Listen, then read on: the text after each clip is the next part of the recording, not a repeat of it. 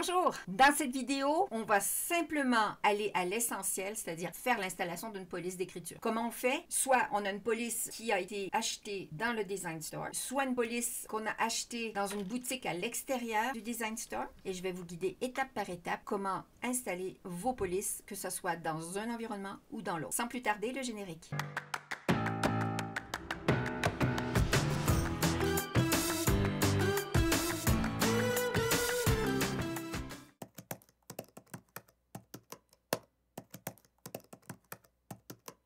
Je me demande souvent comment j'installe une police ou j'ai installé une police sur mon ordinateur, mais ça ne se retrouve pas dans le logiciel. Ça arrive. La plupart du temps, ce sont des gens qui ont des PC. Et il y a une particularité des PC, c'est que pour l'installation d'une police, il faut s'assurer qu'on installe pour tous les utilisateurs. Ça peut marcher sans qu'on fasse ça.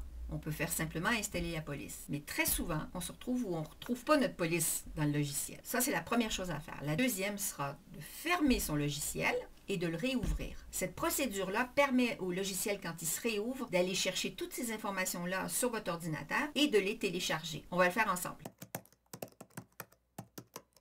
Je suis donc dans mon dossier où je mets mes polices. Dans mon explorateur de fichiers, je me suis procuré une police. Elle est ici. Vous voyez ici mon dossier. Et là, il y a une fermeture éclair.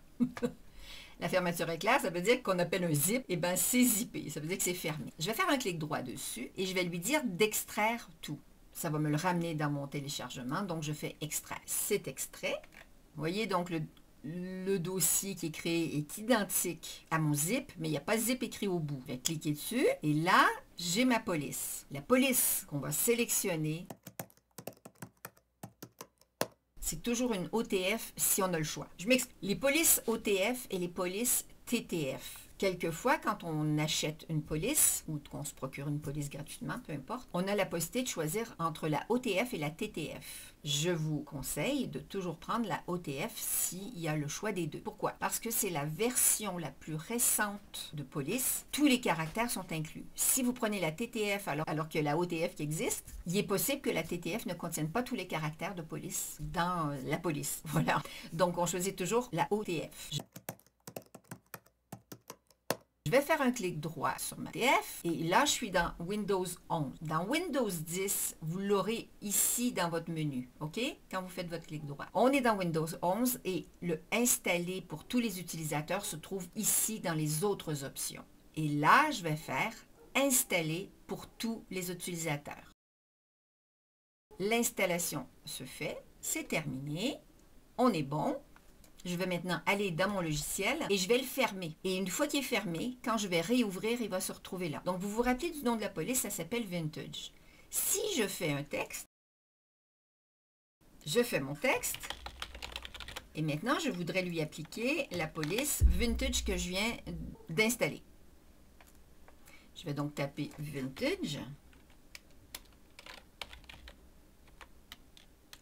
Et ce n'est pas Vintage Party que j'ai installé, c'est Vintage Mother. Et elle n'y est pas.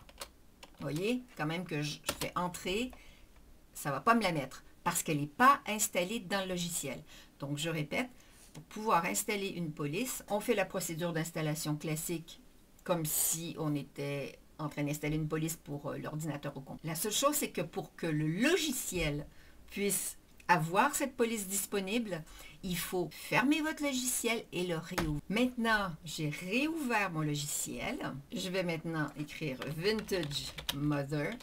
Elle est là et j'ai ma police. Donc, elle est disponible que de cette manière. Là, je viens de vous parler de l'installation de la police quand on l'achète ou qu'on se la procure en dehors du Design Store. Si vous vous la procurez dans le Design Store, vous pourrez l'avoir sans avoir cette procédure à faire, simplement en allant dans la bibliothèque. Parce que votre bibliothèque, si elle se met à jour, vous aurez accès à votre police. Et automatiquement, le logiciel va en tenir. Donc, soit vous tapez le nom de la police en haut ici, soit vous allez dans la bibliothèque comme je vous ai montré, vous allez dans le dossier police et vous allez retrouver votre police achetée sur le Design Store. Donc, tout ce qui est dans le Design Store, tout ce que vous avez acheté dans le Design Store, va toujours se trouver dans votre bibliothèque. J'ai acheté ma police Vintage Mother sur un autre site. Ça veut dire qu'elle n'est pas dans ma bibliothèque ici. Donc, ne la cherchez pas. Elle ne va pas y aller. Si vous souhaitez que la police que vous avez achetée dans le Design Store se retrouve, par exemple, pour Word, si vous voulez l'utiliser, ou sur Canva, etc., vous allez à ce moment-là devoir l'installer. Quand vous voulez l'installer, cette police achetée sur le Design Store, c'est dans votre achat, il faudra télécharger votre achat, ça se retrouve sur votre ordinateur et vous faites l'installation, installée pour tous les utilisateurs. J'espère que je suis claire. Je récapitule l'installation des... J'achète une police sur le Design Store, elle se met automatiquement dans ma bibliothèque et dans mon logiciel. Si je veux que cette police soit utilisée dans d'autres logiciels, qu'elle se retrouve dans mon ordinateur, pas que dans Silhouette Studio, je vais devoir télécharger la police sur mon ordinateur. Elle va se retrouver dans le dossier téléchargement. Et à partir de là, on va dézipper ou décompresser ou extraire le dossier. On aura la police. On fera l'installation pour tous les utilisateurs. Et ainsi, notre police, elle se trouve dans notre ordinateur et sur le logiciel. Dans le cas d'une police achetée ailleurs que dans le Design Store, je vais faire mon extraction de mon fichier zip. Je vais installer la police la plus récente, c'est-à-dire une .otf, si elle est disponible. Si elle n'est pas disponible et qu'il y a de la TTF, pas grave, vous prenez que la TTF, vous n'aurez pas le choix. Et vous faites donc une installation pour tous les utilisateurs. Le logiciel doit être fermé et ensuite, quand vous le réouvrez, vous retrouverez cette police acquise ailleurs que dans le Design Store. L'histoire des polices OTF et TTF. Je vais vous faire un petit résumé tout simple.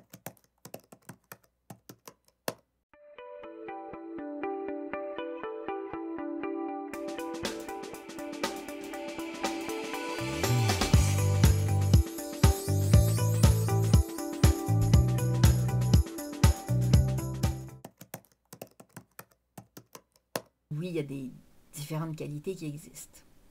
Certains créateurs sont très minutieux, vont vous faire une super police. OK. Le meilleur moyen de savoir si la qualité est bonne, c'est que vous zoomez sur votre police. Et une fois que c'est zoomé, vous allez voir s'il y a des rugosités le long des lignes. Pour être encore plus sûr d'avoir une belle police, ce qu'on va faire, c'est on se fait une copie. Et sur notre original, on va faire un clic droit. On va créer un tracé composite. Et on va faire à nouveau un clic droit. Et on va éditer les points.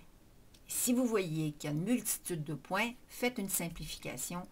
Et normalement, je dirais à 85% du temps, vous aurez une police qui sera avec des rebords beaucoup plus lisses et plus propres.